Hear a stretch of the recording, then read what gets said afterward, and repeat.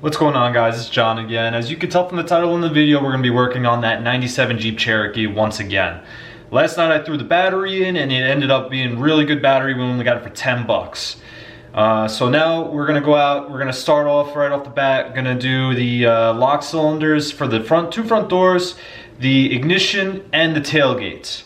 We're going to get that squared away so this way we can lock the Jeep up and have it secured rather than anybody could just walk in it right now, put the screwdriver in and drive away with it. So we're going to do number one is try to get it secured. So here we go.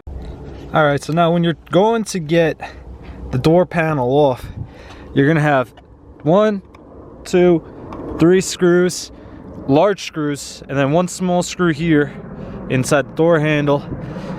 And then you can use a tool like this to try to get behind and pry it up.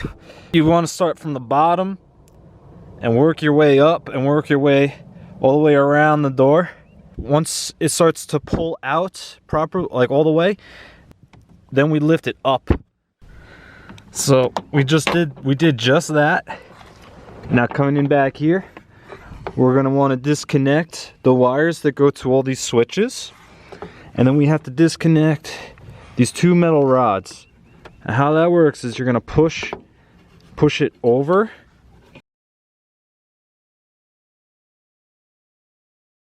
and then you want to pull it down, and boom, it comes out. Same thing for the bottom one. Pull the clip away and then pull it out, up and out. Boom.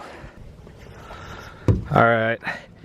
Tip, make sure your window is up when you are doing a project like this where you got to get into here, because obviously that window is going to block off where we need to get to. This plastic is important to leave in place.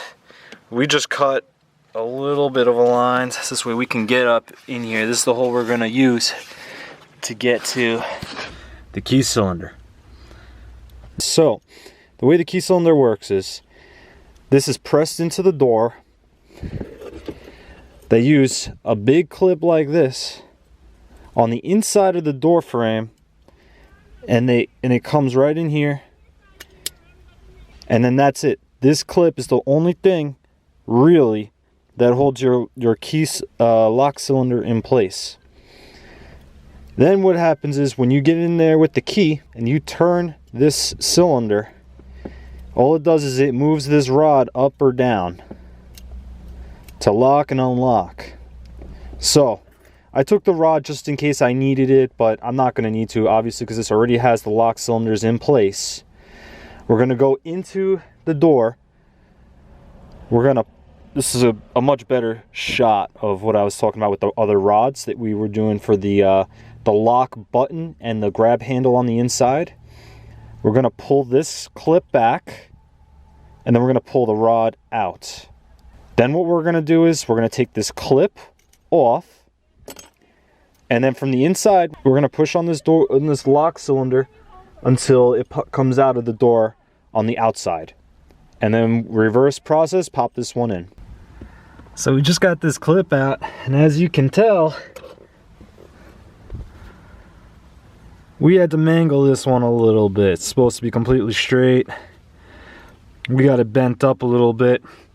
It's kind of hard because when you look in here, the key cylinder is right behind there, the window track. I had to use a pair of vice grips, and I was able to grab the very tip of it and pull it out. There was no way I was able to get a screwdriver. Usually you can fit a screwdriver in here and kind of pry it out, a little left, a little right. But this is the way I had to do it for this one. The rod is disconnected and I should be able to push it out right now.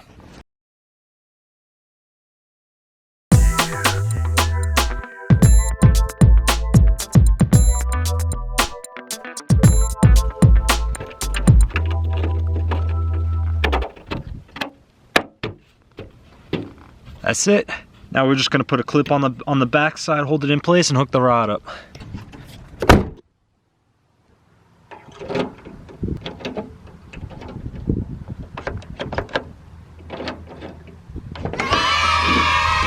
This way that this goes, door panel hooks up. I was trying to describe before how they get put on. They come down into this groove up top.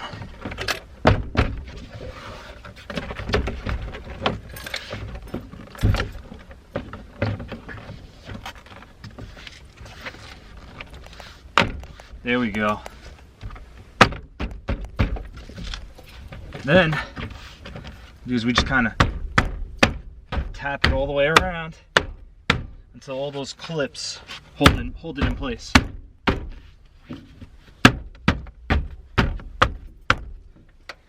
Now we just add some screws and then that's it. Wanted to tell you guys, I didn't actually film myself putting the key cylinder inside the hatch. It's because it's really hard because the hatch keeps wanting to open on me. But let's see if it'll focus. All right, so you got your latch assembly. The key cylinder goes right in here. So I just stuck it into place. There is a metal bracket that connects the lock cylinder to this bracket here that goes left to right and it attaches right here. So you will hook it on, slide the lock cylinder in place, put a metal clip in place. Once you're all done, you want to take this bar, push it all the way down this way as far as you can, take this threaded rod, slap it into place. It clips in and it pops out pretty easily. Basically, when you're out there and you pull on that handle, this little black tab goes down, pushes this lever, which in turn pulls this rod up, and from down in there it releases the latch.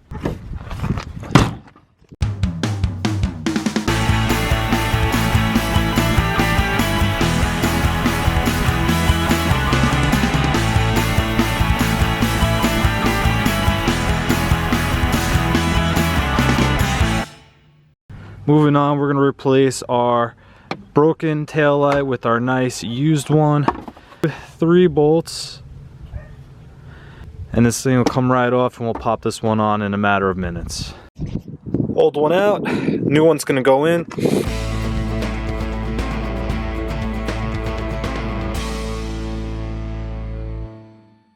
It goes in and turns.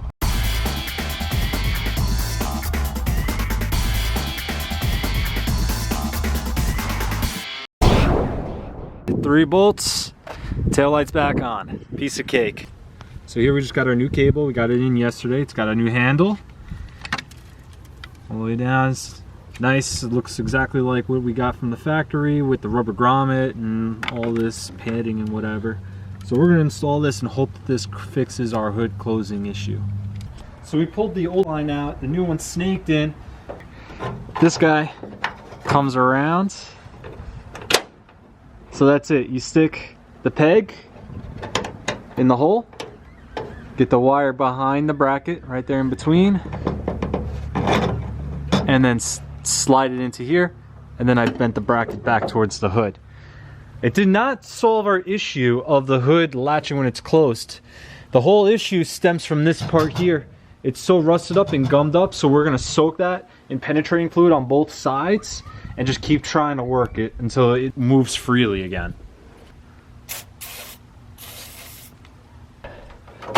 Now we're just going to work it back and forth. Use a little more.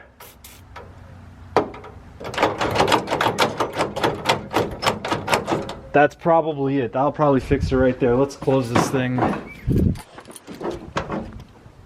Before, no matter how much you dropped it or tried to push it down, it wouldn't latch. So, okay, let's try the handle on the inside.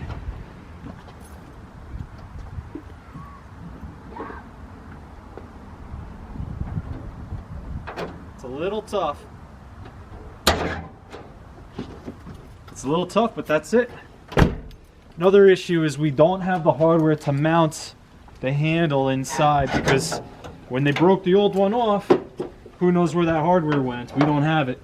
So I'll have to find some nuts and bolts, but we'll just keep spraying that, work it a little bit, but it'll get easier to do over time. No big deal.